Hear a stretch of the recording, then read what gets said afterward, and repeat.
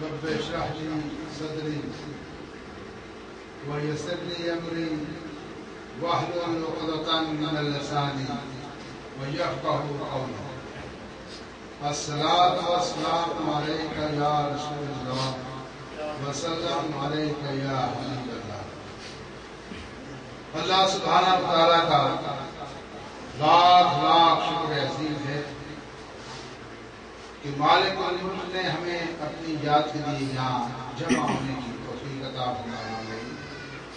لاکھوں کروڑوں درود و سلام حضرت محمد مصطفیٰ صلی اللہ علیہ وآلہ وسلم کی ذات اقدس پر جن کے طفیل اللہ سبحانہ وتعالیٰ نے یہ کرم بازی فرمائی. عزیزان گرامی، جیسا کہ آپ کو معلوم ہے ہمارا یہ جو پروگرام ہے یہ اللہ کے ذکر و فکر کا ہے، لیکن اس طرف جانے سے پہلے دو تین باتیں ضروری ہیں جو آپ کے گوش گزار کریں. اللہ سبحانہ وتعالیٰ کا قرآن حکیم میں ارشاد ہے، اعوذ باللہ من الشیطان الرجیم، بسم اللہ الرحمن الرحیم، ومن آیاتہ ان خلق لکم من انفسکم ازواجا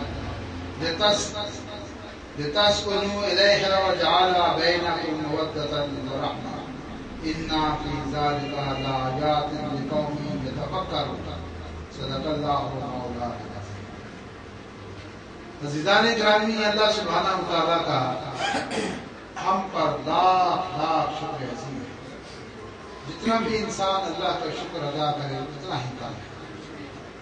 سب سے پہلے تو کیونکہ وہ خالق ہے، مالک ہے، رازق ہے، تمام تعریفیں اس کی ذات کے لیے. وہ جو چاہے سو کرے، فعال ہے، اس کی ذات چاہے سو. اگر کوئی آپ سے پوچھے کہ اللہ کون ہے، اللہ کی تعریف کیا ہے، اللہ کسے کہتے ہیں، تو سادہ سے الفاظ ہیں کہ جو چاہے سو کرے وہ اللہ ہوتا ہے. سبحان اللہ. جو چاہے سو کرے اس کو اللہ کہتے ہیں. ہر چیز کا اس نے قانون خود بنایا ہے، اور وہ جس وقت چاہے تو بنانے والا ہی وہ خود ہے، اور جس وقت چاہے اس میں رد و بدل بھی کر سکتا ہے. یہ اس کی شان ہے. تو عزیزان گرامی، اللہ سبحانہ وتعالیٰ کا یہ ہم پر بڑا احسان ہے کہ اس نے ہمیں انسان بنایا. یہ بڑی بات ہے، کیونکہ جتنے بھی آپ اشراط الارض دیکھتے ہیں، جنگل میں دیکھتے ہیں، جہاں کہیں بھی تخلیق تو اسی کی ہے. تو اگر وہ ہمیں انسان نہ بناتا، کوئی اور چیز بنا دیتا، چپکلی بنا دیتا، لال بیگ بنا دیتا، چوٹی بنا دیتا، تو ہم کیا کر سکتے ہیں؟ کچھ نہیں. یہ اس کا شکر عظیم ہے کہ اس نے ہمیں انسان بنایا. اس کے بعد اس کا شکر کہ اس نے ہمیں مسلمان بنایا. یہ بھی اس کا کرم ہے. میں اسی لیے میرے جو دوست ہیں ان کو میں کہا کرتا ہوں، کیونکہ ہم بھی بچپن سے یہ پڑھتے آئے ہیں، سنتے آئے ہیں کہ الصلاۃ معراج المؤمنین، کہ نماز جو ہے وہ مومنوں کی معراج ہے. اور ہمیں وہ معراج، جب ہم نماز ہی پڑھتے ہیں تو ہمیں معراج کو حاصل کیوں نہیں ہوتی؟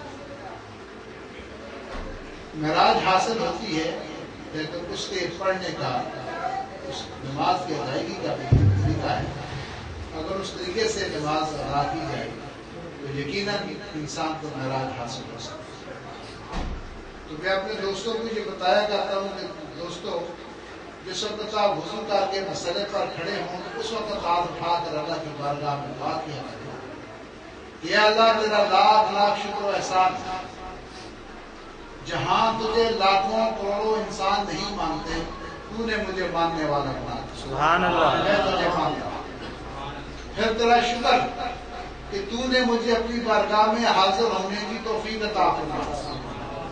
جس وقت انسان نماز پڑھتا ہے اس وقت اللہ کی بارگاہ میں وہ حاضر ہوتا ہے، اور اللہ سبحانہ وتعالیٰ جسے چاہتا ہے اپنی حاضری کی توفیق عطا فرماتا ہے. جس کو توفیق وہ نہ دے وہ اس کی بارگاہ میں حاضر نہیں ہو سکتا. آپ سب پڑھے لکھے لوگ ہیں، سمجھدار آدمی ہیں. کسی کے گھر میں کوئی شخص داخل نہیں ہو سکتا جب تک اہل خانہ گھر والا اجازت نہ لگنا جب داخل ہوتا. اسی طرح سے اللہ کی بارگاہ میں حاضر ہونے کے لیے اس کی رضا، اس کی خوشنودی اور اس کی توفیق یہ ضروری ہے. تو جو نماز نہیں پڑھ رہا، عام مسلمان ہے، داڑھی بھی رکھی ہے، بڑا کلمہ گو ہے، بڑا اچھا آدمی ہے، لیکن نماز نہیں پڑھ رہا، تو آپ سمجھ جائیں کہ اس کو اللہ کی بارگاہ میں حاضری کی توفیق نہیں ہو رہی۔ تو ایسے شخص کو چاہیے کہ وہ استغفر اللہ پڑھتا رہے، استغفر اللہ استغفر اللہ۔ اس کا معنی یہ ہے کہ اللہ تو میری مغفرت کرا، مجھے بخش دے، مجھے معاف کرا۔ یہ اللہ سے معافی مانگنی ہوتی ہے، استغفر اللہ کے یہ معنی مغفرت، معافی کی طلب کرنا، توبہ کرنا، استغفر اللہ۔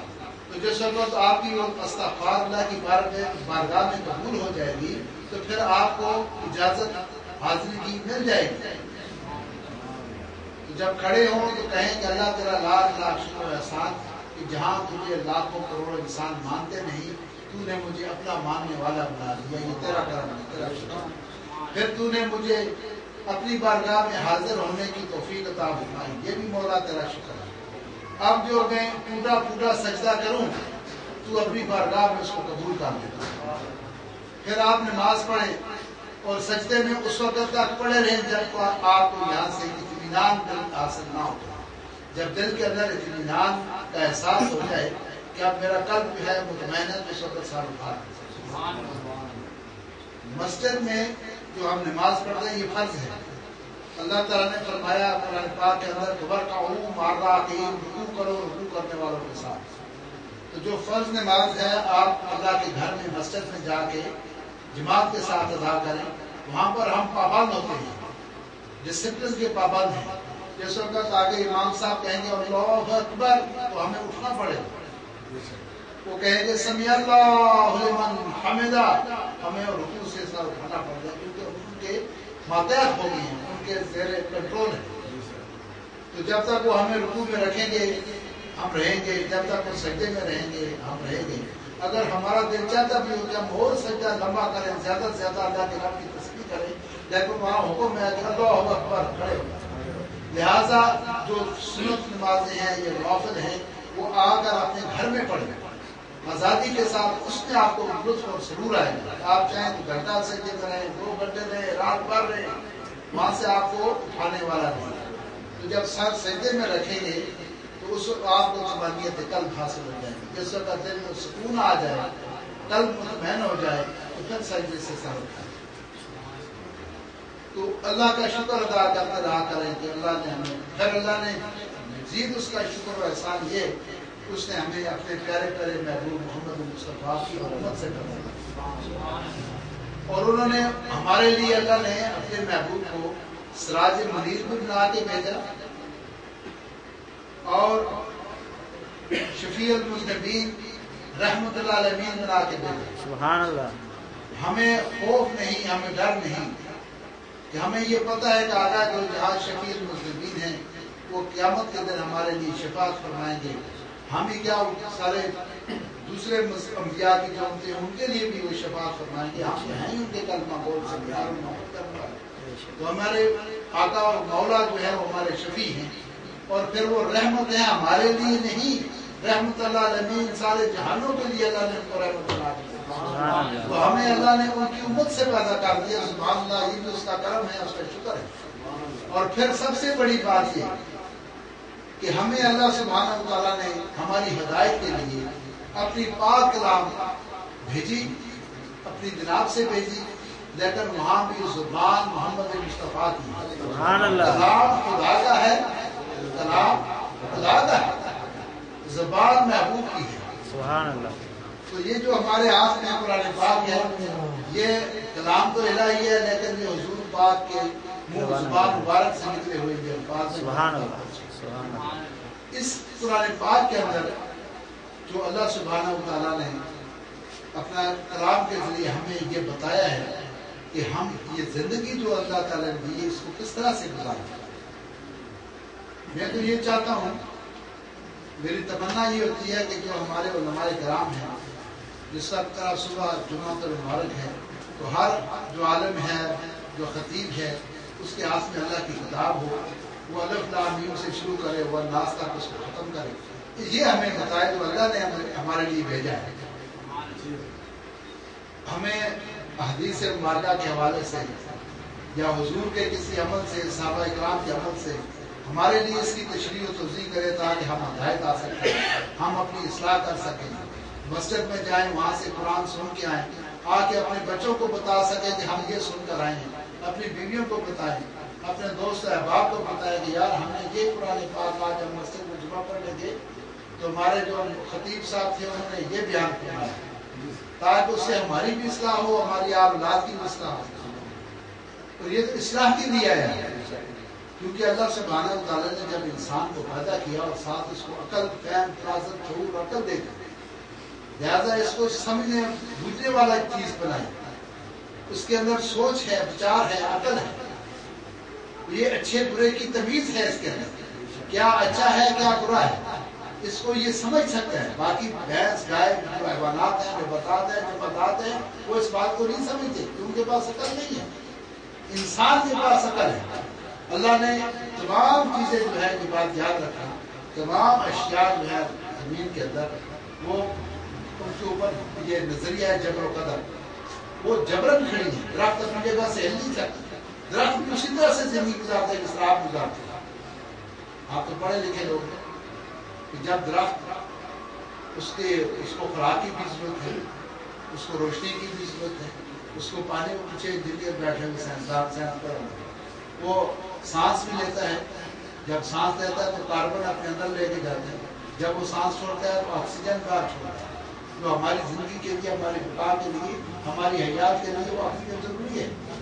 ہم آکسیجن اندر لے کے جاتے ہیں، جو خارج کرتے ہیں وہ کاربن چھوڑتے ہیں، کاربن اتنا اندر لیتا ہے۔ سبحان اللہ۔ اس کا بنایا ہوا نظام لاکھوں کروڑوں سال اس نے سوچا، سوچ کے اس نے آج چیز کو بنایا، اور آگے آپ کی عقل مایوس لوٹ آئے گی، آپ کو اللہ کی بنائی کسی چیز میں کمی نہیں نظر آئے۔ سبحان اللہ۔ جو چیز اس نے بنائی اس کا کوئی جواب نہیں ہوگا، جواب اس نے۔ تو عزیزان گرامی ہونا یہ چاہیے کہ کیونکہ ہم تک جو تعلیمات آئی ہیں اور تمام عالم اسلام کے لیے، پوری دنیا کائنات کے لیے، وہ صرف اللہ تعالیٰ کی پاک کلام آئی ہے، جس کو حضور علیہ السلام نے ہمارا ہم تک مختلف ذریعوں سے ہم تک پہنچا۔ ہمیں اسی پر عمل کرنا چاہیے۔ ایک بڑا ہمارے بہت سارے مسائل جو ہیں وہ ہمارے معاشرتی مسائل ہیں جن کے اندر ہم جھکے ہوئے ہیں، ہمارے معاشرتی مسائل ہیں، اور جو ہماری بیماریاں ہیں 90% ہماری بیماریاں نفسیاتی بیماریاں، ہماری گھریلو پریشانی ہے۔ کبھی ہم بیٹے کی طرف سے پریشان ہیں، کبھی بیٹی کی طرف سے پریشان ہیں، کبھی بیوی کی طرف سے پریشان ہے، تو وہ کبھی بھائی کی طرف سے پریشان ہے، کبھی رشتہ داروں کی طرف سے پریشان ہے۔ وہ جو ساری پریشانیاں اکٹھی ہو کر ہماری صحت کو بھی وہ بگاڑ دیتی ہیں۔ جی یہ شوگر پوچھو کس سے ہوتی ہے؟ جی ٹینشن کی وجہ سے ہوتی ہے، شوگر ٹینشن کی وجہ سے، بلڈ پریشر ٹینشن کی وجہ سے ہوتا ہے۔ اب ٹینشن کیا ہے؟ ٹینشن وہ ہے جو ہمارے ساتھ ہمارے عزیز و اقارب، ہمارے دوست، رشتہ دار، ان کے جو ناروا سلوک ہے، ہمارے ساتھ رویے ہیں، وہ ہماری تشویش کا باعث بنتے ہیں، ہماری بیماریوں کا باعث بنتے ہیں۔ اب وہ کون سی، ایک بھائی نے آپ کے ساتھ زیادتی کر دی، کسی کے ساتھ آپ نے اچھا کیا اس نے برا کر دیا، تو اب کون سی گولی جو ہے وہ آپ کو ریلیف دے گی، آرام دے گی، جب تک اس کا آپ کا حق جو ہے اس کی تلافی نہ ہو۔ روٹی کھانے سے بھوک چکے گی نا، پیاس لگی ہے تو پانی پیئیں گے، سر میں درد ہے تو پیراڈول لیں گے، تو وہ جو چیز جس کی تکلیف ہے وہی چیز کو ملے گی، اس کا ازالہ ہوگا تو کام ٹھیک ہوگا۔ اب ایک آدمی نے آپ کے ساتھ زیادتی کر دی، آپ کا حق اس نے نصب کر لیا، وہ جو ٹینشن ہوئی آپ کی اس وجہ سے، تو آپ کو بی پی بھی ریز ہو گیا، آپ کی نیند بھی ہو گئی، آپ کی بھوک بھی ختم ہو گئی، آپ کو شوگر ہو گئی۔ اب وہ گولی کھانے سے تو ٹینشن ریلیز نہیں ہوگی جب تک آپ کا حق آپ کو نہیں ملے، جب تک آپ کی تلافی نہیں ہوگی۔ تو اللہ سبحانہ و تعالیٰ نے آپ کے ہم ایک معاشرے میں رہتے ہیں، اگر انسان انفرادی طور پر کتنا ہی اچھا ہو جائے لیکن سامنے والا اچھا نہیں ہے، آپ کے دائیں بائیں رہنے والے لوگ اچھے نہیں ہیں، تو آپ کے اچھے ہونے سے تو کچھ اچھا کوئی فائدہ نہیں ہوگا جب تک کہ ماحول پورا اچھا نہ ہو اور پورا معاشرہ اچھا نہ ہو۔ اگر آپ کی ایک چیز گم ہو جاتی ہے، مسجد میں وضو کرتے ہوئے گھڑی رہ گئی،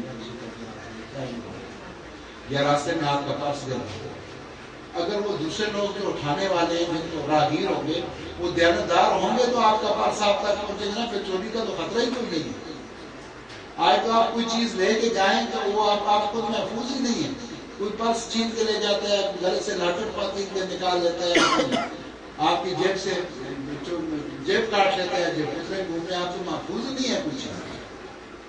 تو جس وقت اس اللہ کی کتاب کا نفاذ ہوا آقا دو جہاں کے زمانے میں، تو ایک خاتون، ایک جگہ ہے یمن اور مدینے کے درمیان ہے، اس کو جگہ کہتے ہیں حضر الموت۔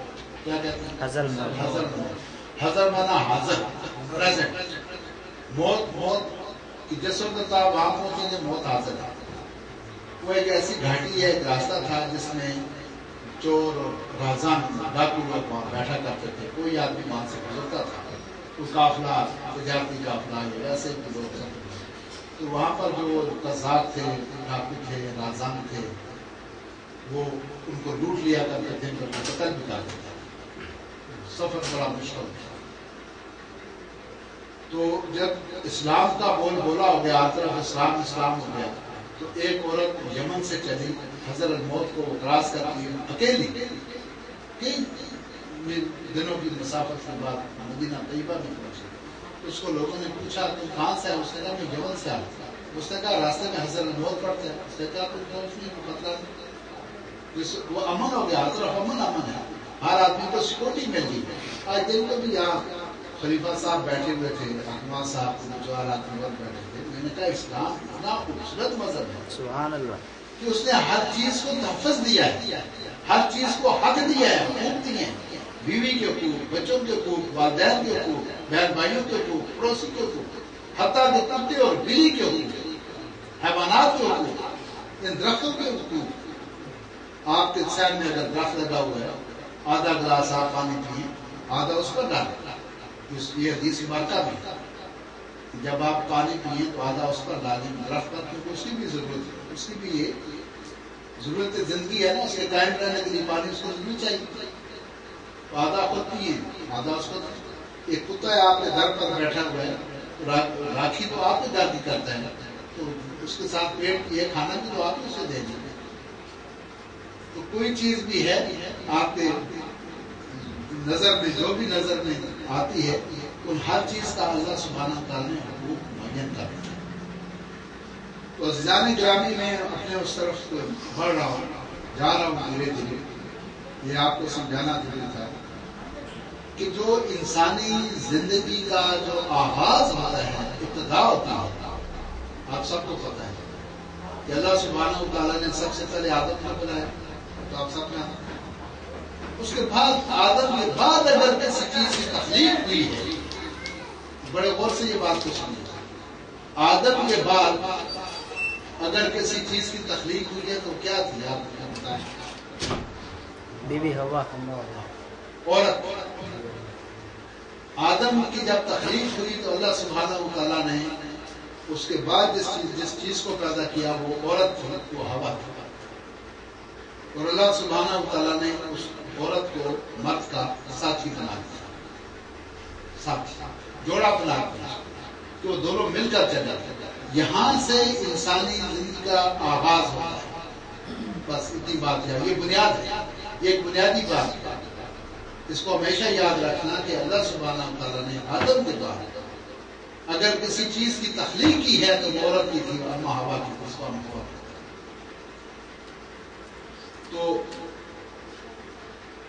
ہمیں وہاں سے آغاز ہوتا ہے ہمارا، ہمیں اب سب سے پہلے یہ دیکھنا ہے کہ جو ہماری عورت ہے، ہماری ساتھی ہے، ہمیں اس کے ساتھ کیسا رویہ ہونا چاہیے، کیسے ہم اپنی زندگی کا آغاز کریں۔ تو بڑے کچھ جو لوگ ہیں کچھ طلاقوں پر پہنچ جاتے ہیں، کوئی اپنے فرقوں میں پڑ جاتے ہیں، بڑے کچھ ناسمجھ قسم کے لوگ ہیں۔ ایسا نہیں ہونا چاہیے، ایسا تو ہے ہی نہیں، ہونا ہی نہیں چاہیے۔ تو جو اللہ سبحانہ تعالیٰ نے آج دن تو میں خلیفہ صاحب سے بات کر رہا تھا کہ ایک ہی دوسرے کے اندر اللہ سبحانہ تعالیٰ نے پورا سمندر بند کر دیا ایک لفظ کے لفظ۔ وہ لفظ کیا ہے آپ کی غور سے سن لیں، جو آپ کی خواتین کے بارے میں کہا گیا ہے کہ لباس حکم، یہ تمہارا لباس ہے، وہ لباس ہو ہونا، اور وہ تم ان کے لباس ہو اور تمہارے لباس ہو۔ سبحان اللہ۔ آپ دیکھیں لباس کی کیا اہمیت ہے، کیا اس کی ضرورت ہے، وہ کیا ہے کہ لباس ہمارے جسم کو، ہمارے حیا کو، شرم کو ڈھانپتا ہے۔ اگر ہم اٹھا دیں گے تو پھر کیا ہوگا کہ ہم خود ہی ننگے ہو جائیں گے۔ آپ کو، آپ کی جو خاتون ہے، آپ کی زوجہ محترمہ، آپ اس کا لباس تھا۔ اگر آپ کی بیوی کے اندر کوئی خامی ہے، نہ تو اس کے بہن بھائیوں کو بتانی ہے، نہ اپنے بہن بھائیوں کو بتانی ہے، اس کی خامی کے اوپر پردہ ڈالنا ہے، کیونکہ آپ اس کا لباس تھا، لباس نہیں ہوتا۔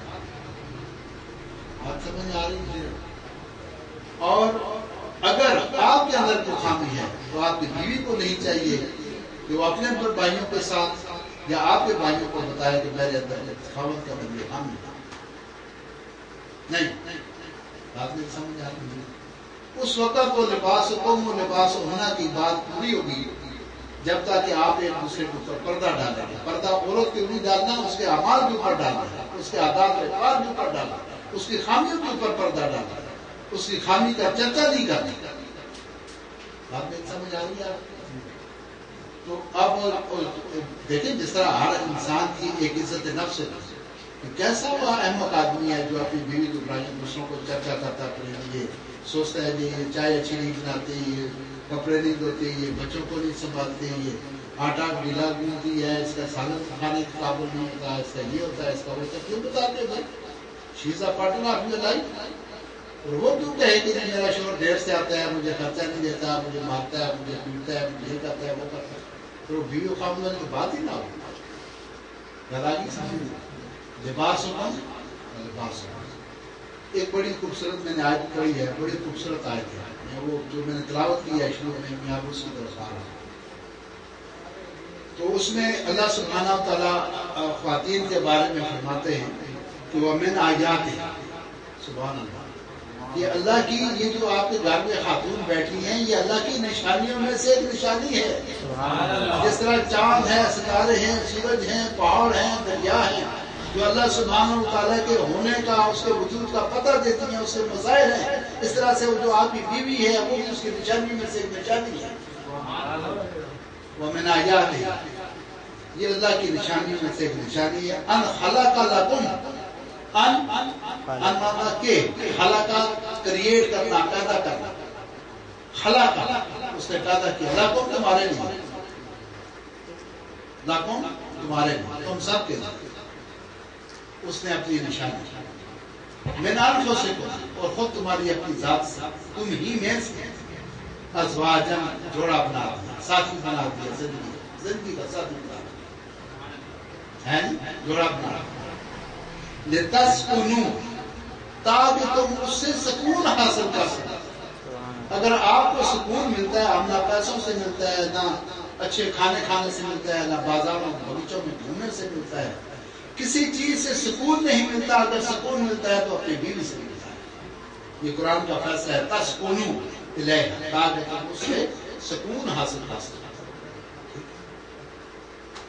وَجَعَلَ بَيْنَكُم مَّوَدَّةً وَرَحْمَةً، اللہ سبحانہ وتعالیٰ نے اس آپ کی جو بیوی ہے اس کے اندر محبت وفا رکھا، اور وہ آپ کے لیے باعث رحمت ہے۔ جو آپ کی زوجہ محترمہ آپ کے گھر میں ہے، وہ اللہ تعالیٰ فرما رہا ہے کہ میں نے رحمت بنا کے آپ کے لیے رحمت بنائی ہے۔ سمجھ آ رہی ہے؟ جو مودت کا لفظ ہے، یہ اس کا معنی یہ ہے کہ وہ محبت جس کے اندر وفا ہو، وفا والی محبت، وہ بے وفائی نہیں کرتی۔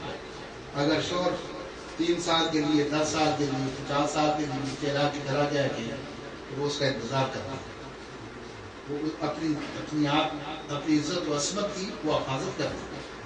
اگر جس کے ساتھ اس کا نکاح ہو گیا ہے، اگر اس کے پلے کیسا ہی ہو، چھوٹے قد کا ہو، کالے رنگ کا ہو، کاروبار کرتا ہو نہ کرتا ہو، نشہ کرتا ہو، جیسا بھی، اب اس کی وفا دیکھیں کہ وہ اسی کے ساتھ گزارا کرتی ہے، اسی کا انتظار کرتی ہے۔ اس کے مقابلے میں اگر کوئی شہزادہ غلام آ جائے، کوئی بہت بڑا ملین آئر آ جائے، اس پر تھوکتی بھی نہیں، اسی کا انتظار کرتی ہے، کیونکہ اللہ نے اس کے اندر مودت رکھ دی ہے۔ اس مودت کا یہ بن، اس میں وہ وفا رکھتی ہے جو محبت والی وفا ہے۔ وہ اپنے شوہر کا کئی تو ایسی خواتین ہم نے دیکھی ہیں اپنی زندگی میں، اگر ان کے شوہر فوت ہو گئے انہوں نے دوسری شادی نہیں کی، وہ چلا گیا دنیا سے، وہ زمین مٹی کے ساتھ مٹی ہو گیا، لیکن اس کی جو بیوہ رہ گئی اس نے کہا نہیں بس شادی ایک ہی تھی کرنے کا، اب اس کے علاوہ ہماری آنکھوں میں کچھ اچھا ہی نہیں، ہمیں کوئی نظر میں کچھ اچھا ہی نہیں، بس وہی میرا شوہر تھا، وہ چلا گیا دنیا سے، بس اب یہ 2 بچے ہیں، یہ ایک بیٹی ہے، یہ میرا ساسا ہے، بیوی پر اپنے زندگی گزارتا، اس کی شادی نہیں کرتی۔ آپ نے دیکھتے ہیں ایسی خواتین ہیں جو اس کا وہ بیوہ ہو جائیں تو اس کی شادی نہیں، یہ ہے وہ مودت رحمہ۔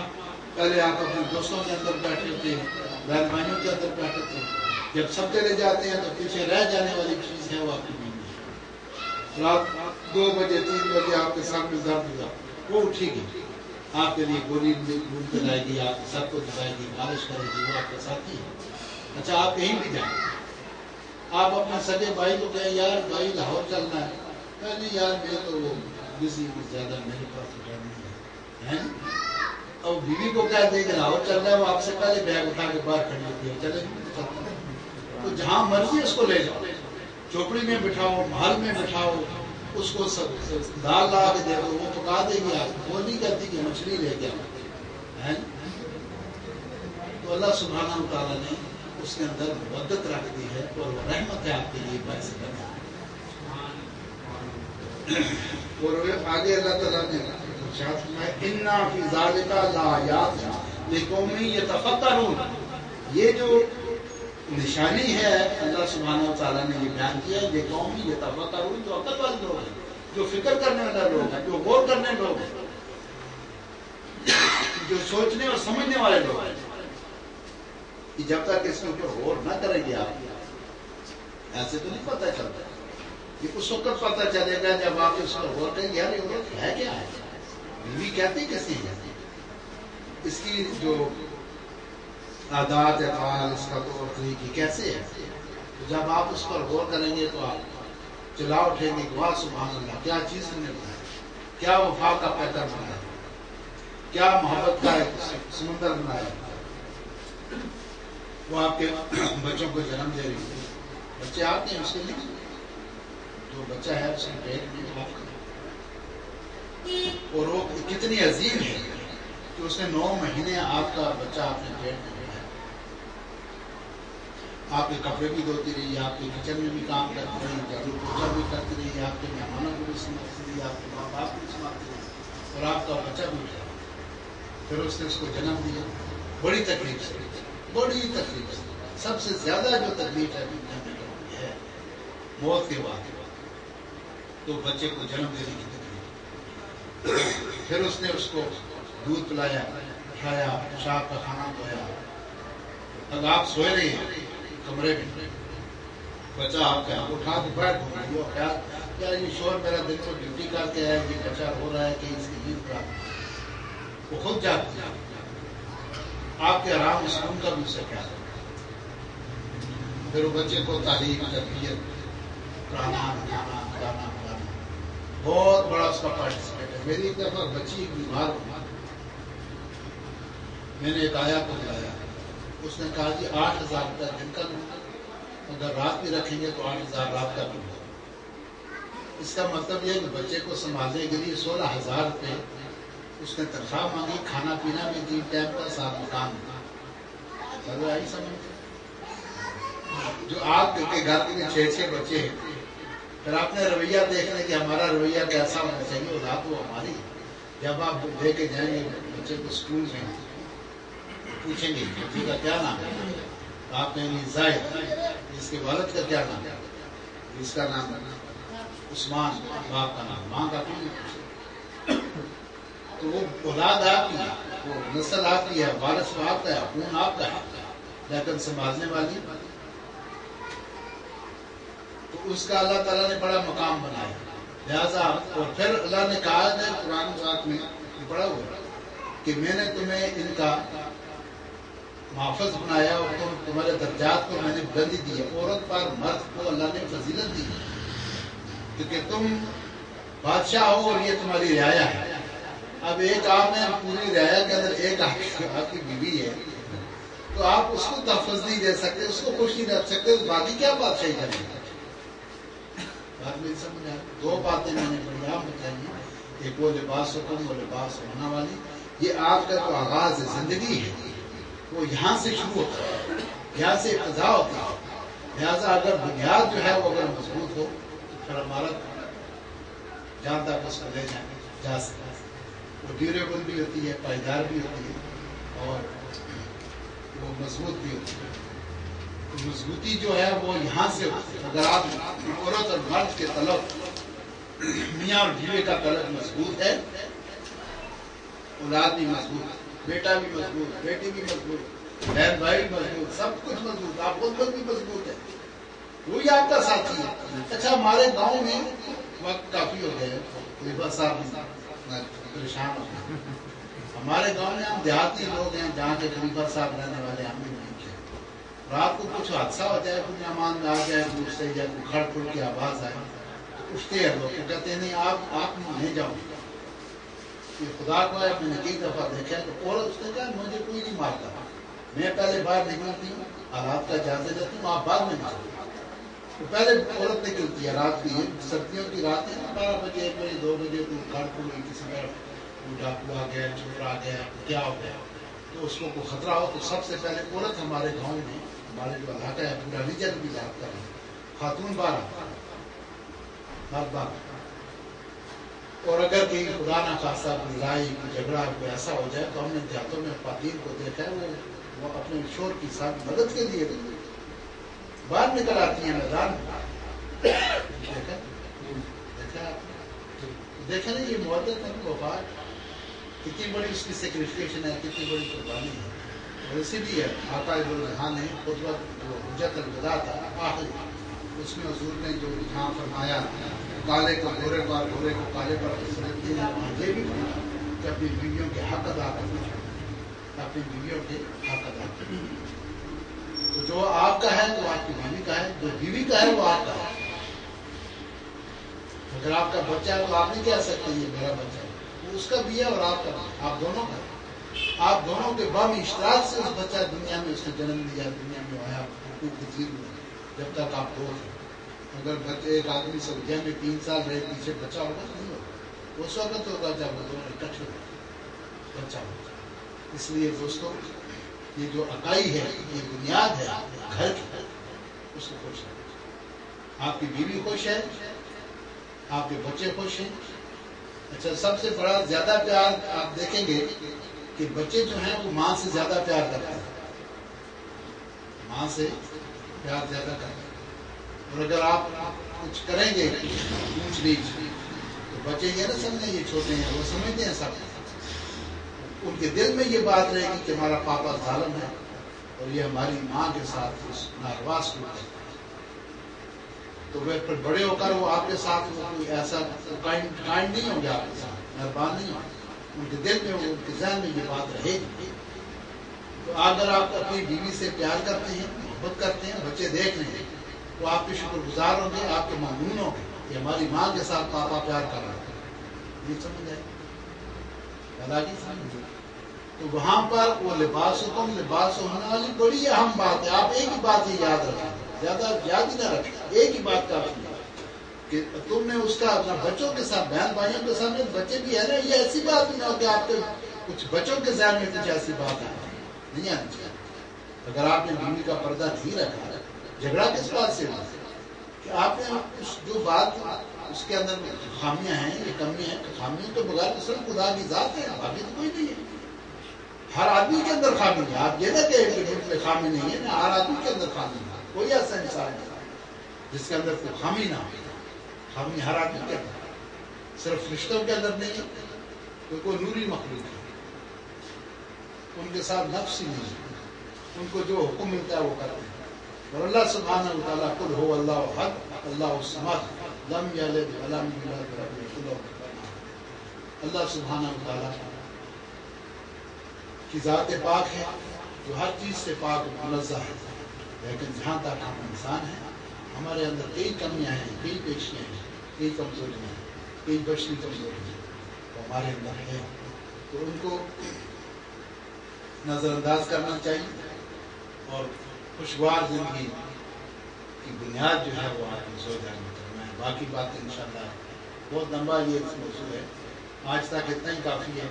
انشاءاللہ تعالیٰ دوبارہ اللہ نے چاہا تو اسی پر مزید جو آیات قرآنی ہیں قرآن کے اندر جو کچھ اللہ سبحانہ و تعالیٰ نے فرمایا ہے باطین کے بارے میں آپ کو بتاؤں. وآخر دعوانا الحمدللہ رب العالمین.